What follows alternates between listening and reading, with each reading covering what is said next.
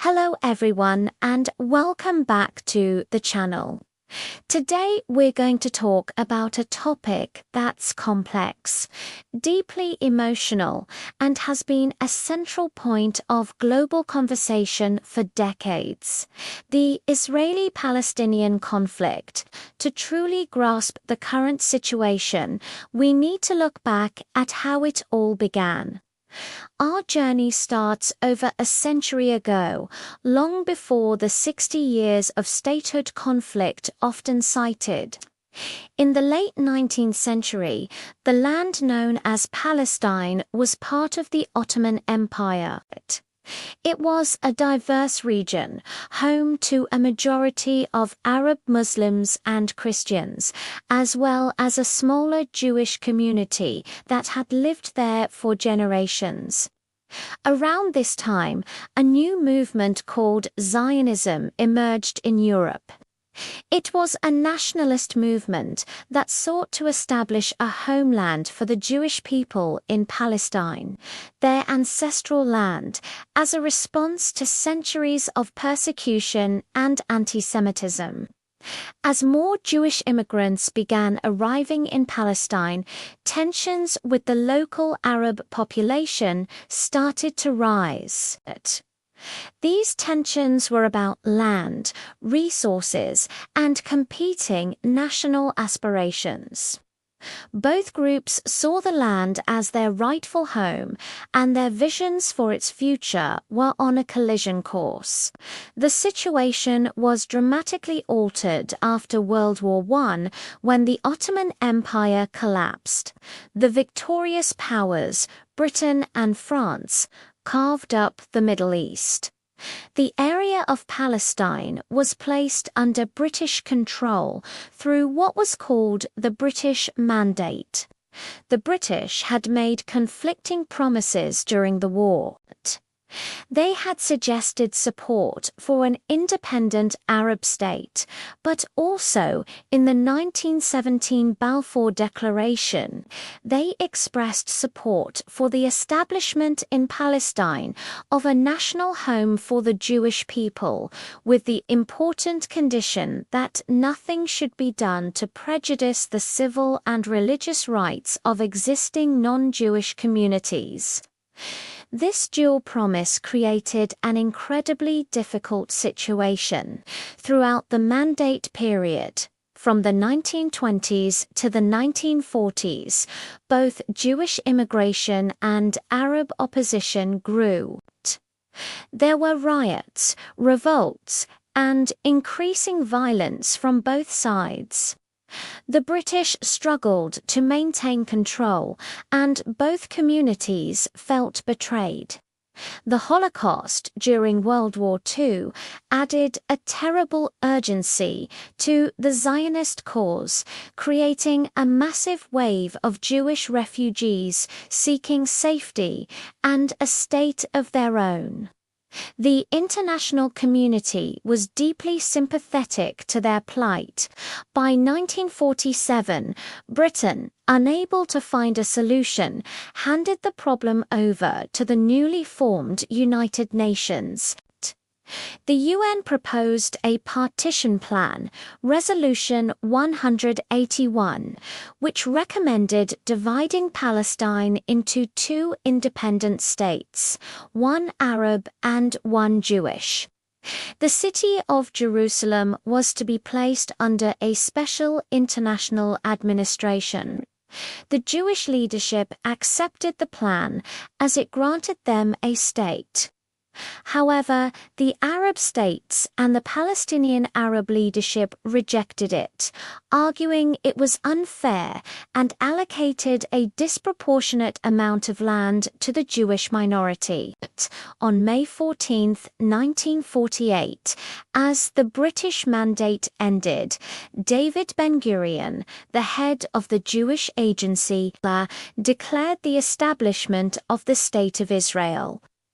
The very next day, armies from 5 neighboring Arab countries, Jordan, Syria, Lebanon, and Iraq, invaded, marking the start of the 1948 Arab-Israeli War. For Israelis, this is their war of independence. For Palestinians, it is the Nakba or the catastrophe. When the fighting ended in 1949, Israel controlled more territory than the UN partition plan had originally proposed. Egypt took control of the Gaza Strip, and Jordan annexed the West Bank, including East Jerusalem. Most significantly, over 700,000 Palestinians fled or were expelled from their homes in the territory that became Israel. They became refugees in neighboring countries, the West Bank and the Gaza Strip. The question of their fate and their descendants' right of return remains one of the most painful and unresolved issues to this day. The years that followed were not peaceful. A major turning point was the Six-Day War in 1967, in a preemptive strike against what it saw as an imminent threat from its Arab neighbors. Israel launched an attack. The war was a decisive victory for Israel. In just 6 days, it captured the Sinai Peninsula and the Gaza Strip from Egypt, the West Bank and East Jerusalem from Jordan, and the Golan Heights from Syria. This war fundamentally changed the conflict. Israel was no longer just defending its borders. It was now an occupying power, ruling over millions of Palestinians in the West Bank and Gaza. Shortly after the war, Israel began building settlements in these occupied territories communities for Jewish civilians. Under international law, these settlements are considered illegal, a view that Israel disputes.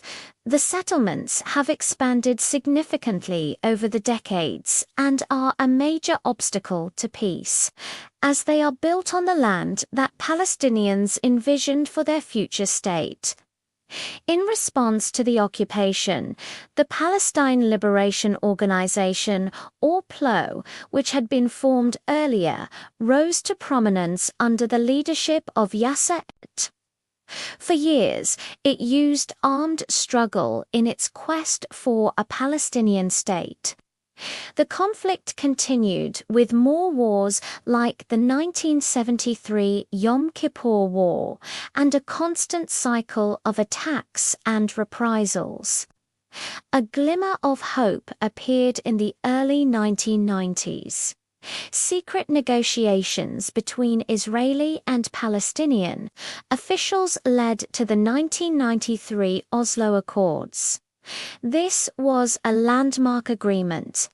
For the first time, Israel officially recognized the PLAG as the representative of the Palestinian people, and the PLO recognized Israel's right to exist.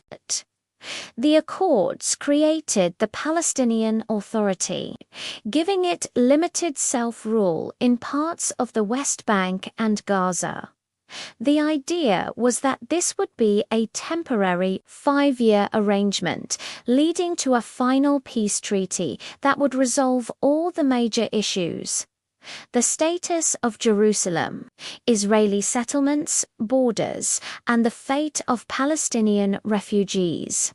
Sadly, that final peace treaty never happened. The Oslo process eventually collapsed.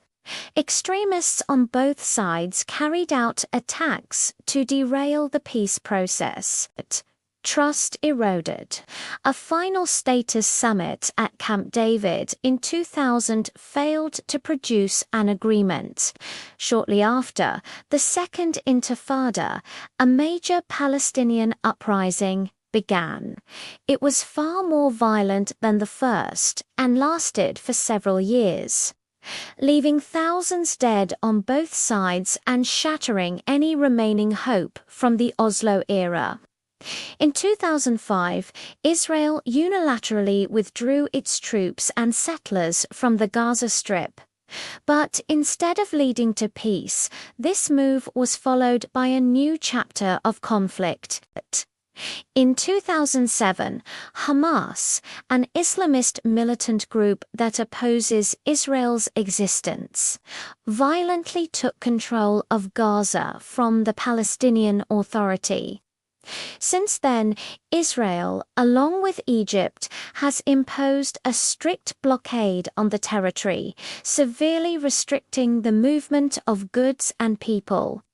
There have been several devastating wars between Israel and Hamas, causing immense suffering for the 2 million Palestinians living in Gaza.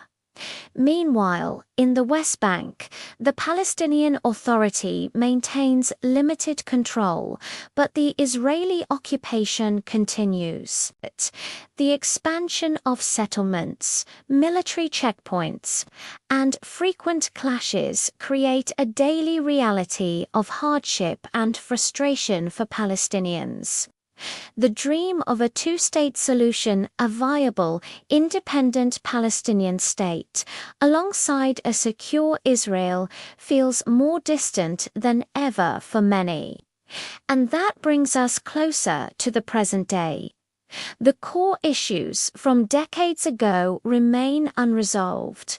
For Israelis, the primary concern is security, the need to live without fear of attacks, and for their country to be accepted in the region. For Palestinians, it's about justice, an end to the occupation, and the right to self-determination in a state of their own. Generations have now been born into this conflict. It has shaped their identities, their fears, and their hopes. It's a story of two peoples with deep connections to the same small piece of land, caught in a cycle of pain and distrust. Understanding this long and difficult history is the first step in comprehending the headlines we see today and appreciating the immense challenge of finding a just and lasting peace. Thank you so much for watching. This is a deeply complex subject, and we've only scratched the surface. If you found this video informative, please give it a thumbs up and subscribe to the channel for more deep dives into important global topics. We'll see you in the next one.